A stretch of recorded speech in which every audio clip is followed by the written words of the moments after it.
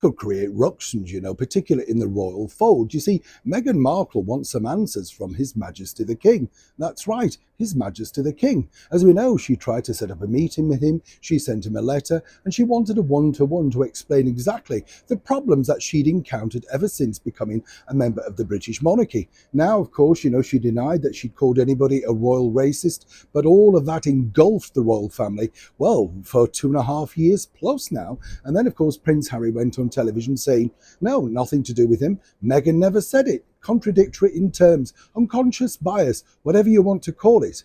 But now Meghan is fuming, and this could have a detrimental effect on one of her closest chums. As ever, let me explain.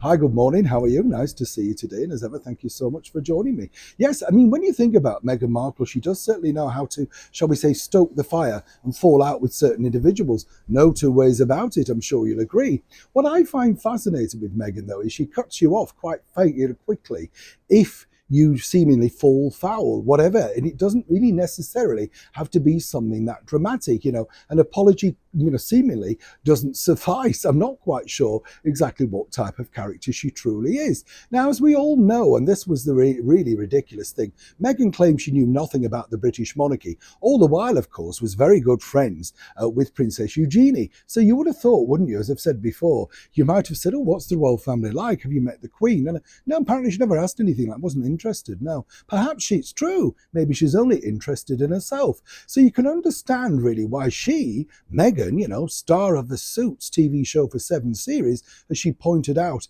on the variety carpet, and the reason why people are still watching it is there are not many that good shows you can binge watch. Talk about complimenting yourself, you know what I'm saying? What I find fascinating, though, is she wants to discuss with His Majesty the King, according to a very well-placed source, and as ever, allegedly, this simple fact, because she may be friends with Princess Eugenie, but she's not very happy with, of course, the former royal, some might suggest still a royal, the Duchess of York, affectionately known as Fergie. Now, as you know, Fergie's just got popped back into favour after many years out of the spotlight within the royal circle, popping up at the church service on Christmas Day alongside her former husband, the Duke of York, Prince Andrew.